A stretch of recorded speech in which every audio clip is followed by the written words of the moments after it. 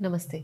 Embryo की quality हम कैसे इम्प्रूव करें? जी हाँ, आईवीएफ अब कॉमन होता जा रहा है। हर चौथे पांचवें कपल को इनफर्टिलिटी होती है और 10 में से एक दंपत्ति को आईवीएफ की प्रोसेस के थ्रू गुजरना पड़ता है। जब हम आईवीएफ कराते हैं तो सबसे पहला सवाल हमारे मन में यही रहता है कि इन विट्रो फर्टिलाइजेशन में आप एम्ब्रियो को बाहर बनाने वाले हैं और इस एम्ब्रियो को क्या हम ऐसा कर सकते हैं जिससे इसकी गुणवत्ता अच्छी हो। मैं डॉक्टर प्रिया भावे चित्तावर लगातार इस तरह के वीडियोस आप तक लाती रहती हूँ, पर मेरे चैनल को सब्सक्राइब करना मत भूलिएगा क्योंकि 95% मेरे जो ऑडियंस है वो नॉन सब्सक्राइबर्स हैं।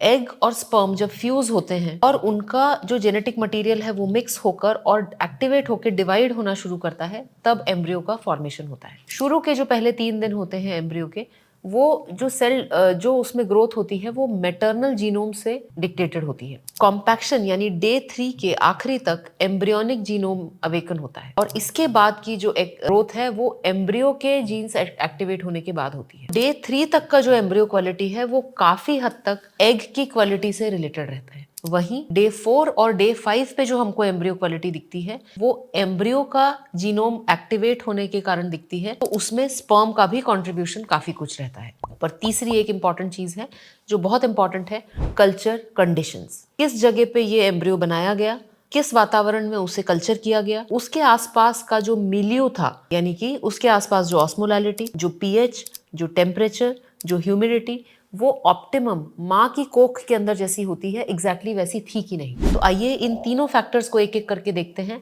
और जानते हैं कि हम अपनी एम्ब्रियो की क्वालिटी को कैसे इंप्रूव कर सकते हैं। सबसे पहले आते हैं एग क्वालिटी के ऊपर। एग क्वालिटी का सबसे बड़ा जो रिलेशन है वो है महिला की एज के साथ, और अनफॉर्चुनेटली एज को हम कम नहीं कर सकते। तो यदि आपको आईवीएफ के लिए डॉक्टर ने बोल दिया है तो जितनी जल्दी आप इसे कराओगे उतने अच्छी गुणवत्ता के आपके एग्स रहेंगे।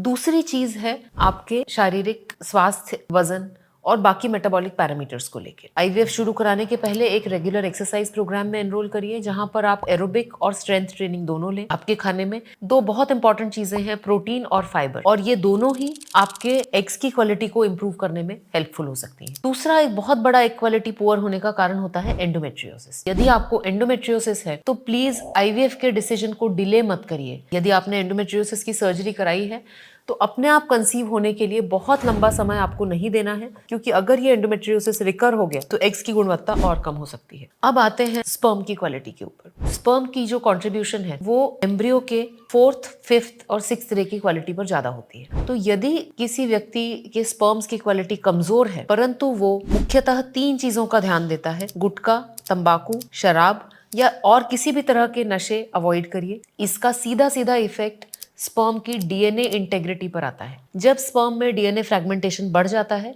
तो ये स्पर्म जब डीकंडेंस होता है तो उसमें एम्ब्रियो में एब्नॉर्मैलिटीज आने के चांसेस ज्यादा रहते हैं और एम्ब्रियो की गुणवत्ता जो है वो अफेक्ट हो सकती है। दूसरा बहुत इंपॉर्टेंट कारण होता है जो हमारे आसपास एनवायरनमेंट है उसके अंदर कुछ एंडोक्राइन मॉडिफाइंग केमिकल्स प्रेजेंट होते हैं। तो यदि आपका आईवीएफ प्लान्ड है तो आप अपने आसपास के एनवायरनमेंट में प्लास्टिक्स और पैकेज फूड्स का इनटेक बिल्कुल बंद कर दीजिए। इसका स्टडीज अब प्रूव कर चुकी हैं कि प्लास्टिक में खाना गर्म करना, स्टोर करना, प्लास्टिक की बॉटल्स में पानी पीना, इन सब से हमारे शरीर में माइक्रोप्लास्टिक्स और थैलेट्स ये दोनों जाते हैं और ये स्पर्म की गुणवत्ता को कम करते हैं।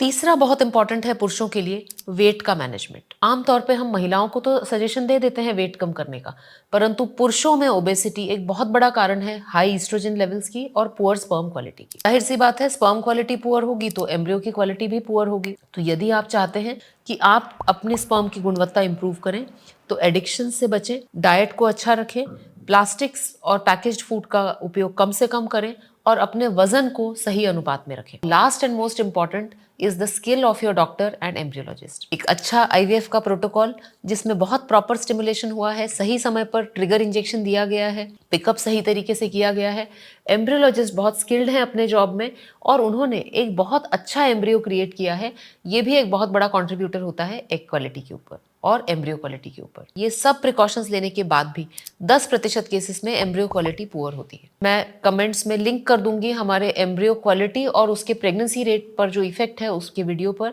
उसको ध्यान से देखिएगा। आप समझ जाएंगे कि एम्ब्रियो क्वालिटी बिल्कुल एब्सोल्यूट नहीं होती, कई बार कम क्वालिटी के भी एम्ब्रियोज इम्प्लांट होकर एक हेल्दी प्रेगनेंसी दे सकते हैं। आशा करती हूँ कि ये जानकारी आप सबके लिए उपयोगी सिद्ध होगी। इसी तरह की जानकारी के लिए हमसे लगातार जुड़े रहिए और अपने सवाल कमेंट्स में ज़रूर पूछिएगा। धन्यवाद।